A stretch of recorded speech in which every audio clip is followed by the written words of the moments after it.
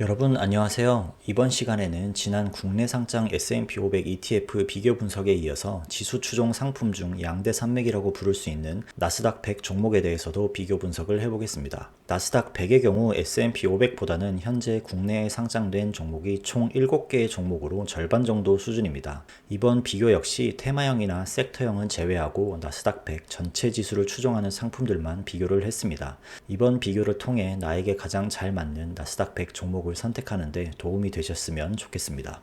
그럼 바로 비교를 시작해 보겠습니다. 현재 우리나라에 상장된 나스닥 100 종목은 총 7개로서 2022년 이전에 상장된 나스닥 100 대표 4종목들 먼저 비교 분석을 해보겠습니다. S&P 500 종목 비교에서와 마찬가지로 나스닥에서도 가장 좋은 모습을 보여주는 종목은 타이거와 에이스였습니다. 하지만 전혀 생각하지 않았던 KB스타 종목이 의외로 좋은 모습을 보이며 다크호스로 등장을 했습니다. 개인적으로 조금 놀라운 결과였는데요. 자세한 건 순서대로 알아보도록 하겠습니다. 앞서 말씀드린 대로 나스닥 100 역시 타이거와 에이스가 양대 산맥으로 라이벌의 성격을 보여주고 있습니다. 타이거는 2010년에 상장해서 우리나라의 가장 오래된 해외 ETF이기도 합니다. 따라서 시가총액이 2조를 넘어가면서 압도적인 규모를 보여주고 있습니다. 대신에 주가가 7만원을 넘어가므로 수량을 모아나가는데 약간 부담이 될 수 있는 정도입니다.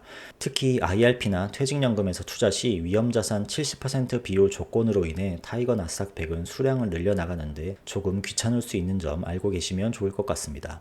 이번 비교에서도 저는 총보수 관점에서 가장 중요하게 접근을 해보려고 하는데요. 지수 추종 ETF들은 한번 사면 수십 년은 들고 갈 생각으로 매수를 하는 것이기 때문에 총보수가 중요한 지표 중 하나라고 생각을 합니다. 나스닥 100에서는 의외로 KB스타가 총보수에서 가장 좋은 모습을 보여주었습니다. 추가로 시가 배당률에서도 KB스타가 0.57%로 타이거와 에이스를 제치고 가장 좋은 모습을 보여주었는데요. 사실 KB스타는 운용보수 측면에서 최저 운용보수라는 타이틀로 홍보를 했지만 실제 총보수는 다른 브랜드보다 훨씬 높으면서 투자자들의 외면을 받아온 종목이기도 합니다. 하지만 어쩐 일인지 특정 시점부터 KB스타의 총보수가 최저를 기록하면서 최근 3개월, 6개월 수익률에서도 좋은 모습을 보여주고 있습니다. TR 상품을 운용하는 코덱스의 시가총액은 2위인 에이스와 박빙의 모습을 보여주지만 배당률이 높지 않은 나스닥 종목 특성상 수익률 측면에서 배당을 재투자하지 않는 PR 종목들과 큰 차별점은 보여주지 못하고 있습니다. 배당률만큼의 수익이 운용 보수로 빠져나가는 것이 아닌가 생각이 드는 대목인데요. 실제로 뒤에서 전체 종목의 22년 1월 이후의 총 보수를 비교를 해봤는데 코덱스의 총 보수가 다른 종목 대비 전반적으로 높게 나타나기도 했습니다.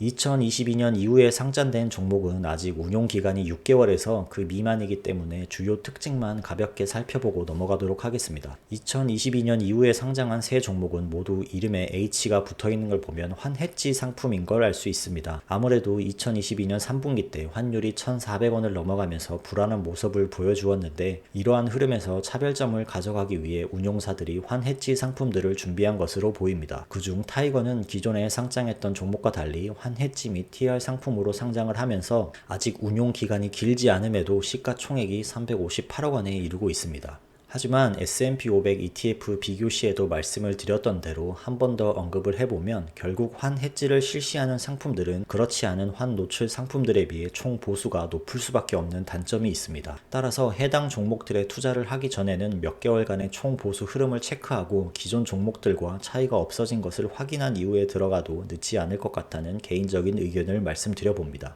그럼 22년 이후 상장한 종목들은 이 정도 알아보고 다음으로 전체 종목들의 총 보수에 대해 자세하게 다뤄보겠습니다. 총 보수는 운용사에서 공개한 운용 보수에 기타 비용과 매매 중개 수수료율을 더한 것이 총 보수가 됩니다. KB스타가 최저 수수료를 앞세웠지만 이는 운용 보수만 낮은 것이었고 기타 비용과 매매 중개 수수료율을 합치면 다른 브랜드보다 총 보수가 높으면서 투자자들의 문매를 막기도 했습니다. 실제 운용사에서 공개한 운용 보수는 타이거와 에이스가 0.07%로 동일하고 KB스타는 0.021%로 가장 낮기는 합니다. 그리고 코덱스가 0.05%인데요. 하지만 아래 테이블에서 보시는 것처럼 23년 2월 기준으로 진짜 총 보수는 타이거가 약 0.2, 에이스가 약 0.18, KB스타가 약 0.17, 코덱스가 약 0.19로 KB스타가 가장 낮은 총 보수를 보여주었습니다. 하지만 총 보수는 매달 달라지는 만큼 2월 이전의 총 보수도 한번 확인을 해봤는데요. 22년 1월부터 23년 2월까지의 총 보수의 흐름을 확인해 보겠습니다. 노가다를 통해 전체 종목의 총 보수를 22년 1월부터 확인을 해봤습니다. 앞에서 잠깐 말씀드렸듯이 노란색의 코덱스가 다른 종목들 대비 꽤 높은 총 보수를 보여주면서 TR 상품임에도 일반 종목들 대비 수익률이 높지 않았던 이유가 바로 여기에 있었습니다. 항상 좋은 모습을 보여주었던 주황색의 에이스는 역시 파란색의 타이거보다 꾸준히 낮은 총 보수를 기록하고 있는 것도 볼 수 있습니다. 하지만 여기서 다크호스인 KB스타의 기울기를 보면 놀라운 반전이 있습니다. 22년 9월을 기점으로 회색의 KB스타 총 보수가 급격하게 낮아지는 걸 볼 수 있고 9월 이후로 23년 2월까지도 최저 총 보수를 보여주고 있습니다. 중간에 22년 이후에 상장한 코덱스가 한번 최저점을 보여줬지만 그 이후로 계속 상승하는 모습을 보이면서 현재 총 보수 관점에서 가장 좋은 모습을 보여주는 건 단연 KB스타라고 볼 수 있습니다.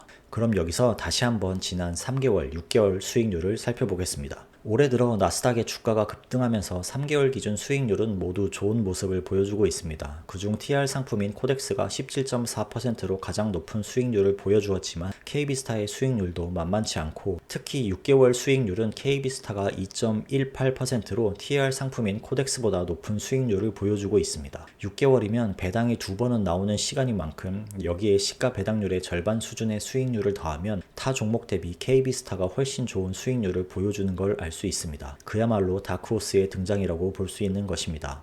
제가 S&P 500 ETF 비교 분석 영상에서도 우리나라의 ETF 시장은 아직 무르익지 않은 만큼 운용사에 대한 리스크도 대비를 하는 게 좋지 않을까라는 의견을 말씀드린 적이 있는데 이렇게 KB스타가 그에 대한 해답을 명쾌하게 주는 것 같습니다. 아무도 예상하지 못했던 운용의 묘미를 보여주면서 KB스타에 투자를 하고 있는 투자자들의 믿음에 보답을 해준 것으로 보입니다. 하지만 언제나 그렇듯 KB스타가 언제까지 이런 모습을 보여줄지 우리는 알 수 없습니다. 그렇기 때문에 저는 나스닥 역시 다양한 종목을 분산해서 투자를 하고 있습니다. 물론 투자 초기에 최저 수수료에 속아서 KB스타도 매수를 했었고 저는 현재까지 잘 보유를 하고 있습니다. 자, 그럼 마지막으로 주요 종목들의 장단점과 특징에 대해 가볍게 짚어보고 마무리 지어보도록 하겠습니다. 타이거는 압도적인 시총과 안정적인 거래량, 거래대금을 보여주는 것이 장점이지만 상대적으로 총 보수가 높고 높은 주가로 인해 퇴직연금 투자 시 위험자산 70% 비중을 지키는 것에 조금 귀찮을 수 있는 것이 단점입니다. 그 외에는 2010년에 상장을 했지만 첫 배당금 지급이 2018년에 이루어지면서 투자자들 사이에서 먹튀 논란도 있었던 점도 참고하시길 바랍니다.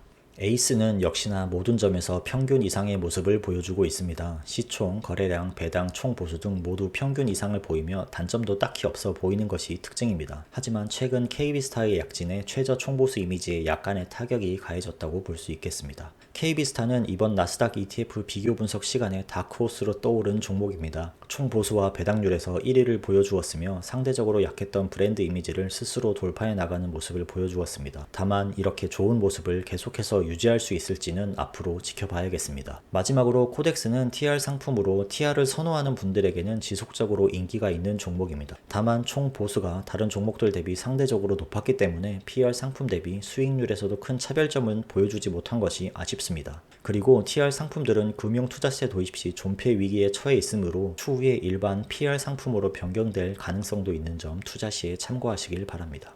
이렇게 우리나라에 상장된 나스닥 100 ETF들에 대해서 알아보았습니다. 이 중에 본인과 가장 잘 맞는 ETF를 선택해서 투자를 하시면 될 것 같은데요. 제가 몇 가지 유형으로 추천을 드려보면 역시나 시가총액 및 규모 면에서 압도적인 종목을 원하시면 타이거 미국 나스닥 100, 모든 것이 평균 이상으로 큰 단점이 없는 종목을 원하시면 에이스, 갑자기 다크호스로 떠오른 총 보수 및 배당률 1위 종목을 원하시면 KB스타가 어울릴 것 같습니다. 하지만 전 S&P 500 종목과 마찬가지로 운용사에 대한 리스크 해지 차원에서 세 종목을 모두 투자하고 있습니다.